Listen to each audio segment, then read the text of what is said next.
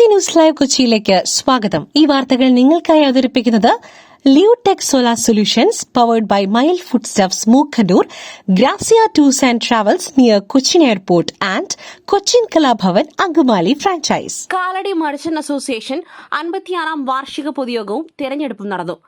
Kalady merchant അസോസിയേഷന്റെ 56-ാം വാർഷിക പൊതുയോഗവും 2026-28 പ്രവർത്തന വർഷത്തിലേക്കുള്ള തെരഞ്ഞെടുപ്പും ഭംഗിയായി നടന്നു.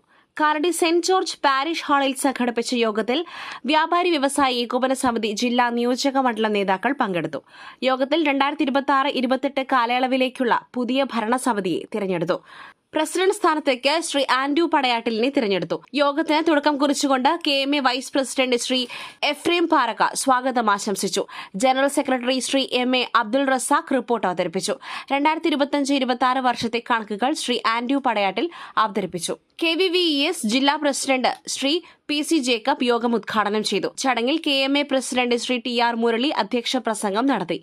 കാലടി മർച്ചന്റ് അസോസിയേഷൻ നൽകുന്ന സംരംഭക അവാർഡിന് ശ്രീ ഡോക്ടർ KV ടോളിൻ അർഹനായി. കൂടാതെ വനിതാ അംഗവും വനിതാ വിംഗ് പ്രസിഡന്റുമായ ശ്രീമതി സീനത്ത് സിദ്ദിഖിനെ ആദരിക്കുകയും SSLC വിജയികൾക്ക് അനുമോദനം സംഘടിപ്പിക്കുകയും ചെയ്തു.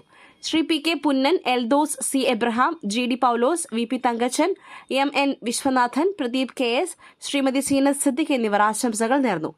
യോഗം നന്ദി പ്രസംഗത്തോടെ സമാപിച്ചു. വിജയ് മുഖ്യമന്ത്രി പദത്തിലേക്ക് AIADMKയുടെയും കോൺഗ്രസിന്റെയും പിന്തുണ. സത്യപ്രതിജ്ഞയ്ക്ക് രാഹുൽ ഗാന്ധി എത്തും.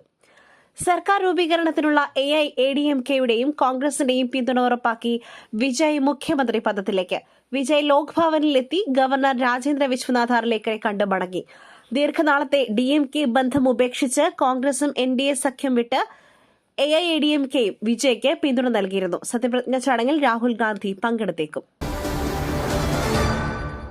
തോൽവിയുടെ ഉത്തരവാദിത്വം പിണറായിക്ക് മാത്രം. പാർട്ടിയിൽ പിണറായി വിജയന്റെ ഏകാധിപത്യം. Sebastian Paul. നിയമസഭാ തെരഞ്ഞെടുപ്പ് തോൽവിക്ക് കാരണം പിണറായി വിജയൻ എന്ന ഇടത് സഹയാത്രികനും മുൻ MP-യുമായ സെബാസ്റ്റ്യൻ പോൾ. പിണറായി വിജയനെതിരായ വിധിയെഴുത്താണ് കേരളത്തിലുണ്ടായത്. ഇടതുപക്ഷം ഇത്തവണ വോട്ട് ചോദിച്ചത് ഒരു വ്യക്തിക്ക് വേണ്ടിയാണ്. മൂന്നാം ഊഴം തേടിയത് LDFന് വേണ്ടിയല്ല, ഒരു വ്യക്തിക്ക് വേണ്ടിയാണ്. പാട്രിയറ്റ് ഒരു ടോം ക്രൂസ് സിനിമ പോലെ ഗംഭീരം. വൈറലായി വിദേശ വനിതയുടെ റിവ്യൂ. മമ്മൂട്ടിയും മോഹൻലാലും ഒന്നിച്ച പുതിയ ചിത്രം പാട്രിയറ്റിനെ അഭിനന്ദിച്ച് ഓസ്ട്രേലിയൻ വനിത. മലയാള സിനിമ പാട്രിയറ്റ് സിനിമ കണ്ട വിദേശ വനിത നടത്തുന്ന അഭിപ്രായ പ്രകടനങ്ങൾ ഇപ്പോൾ സോഷ്യൽ മീഡിയയിൽ വൈറലാണ്. ഒരു ടോം ക്രൂസ് സിനിമ പോലെ ഗംഭീരമാണ് സിനിമ എന്നാണ് വിദേശ പ്രേക്ഷകർ അഭിപ്രായപ്പെടുന്നത്.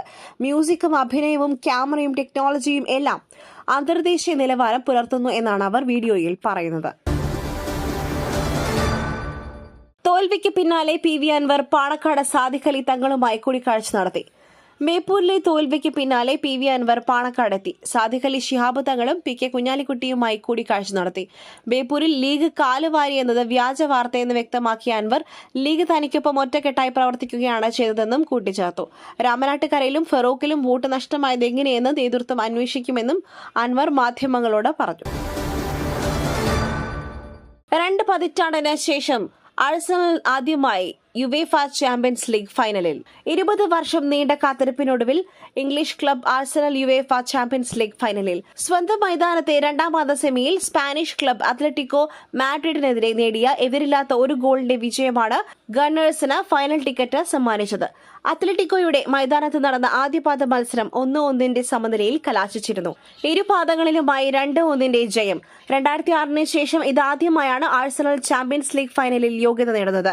44-ാം മിനിറ്റിൽ ബുക്കായോ സാക്കയാണ് മത്സരത്തിലെ ഏക ഗോൾ നേടിയത്. മറ്റൊരു വാർത്തയുമായി കണ്ടുമുട്ടുന്നതുവരെ നന്ദി, നമസ്കാരം.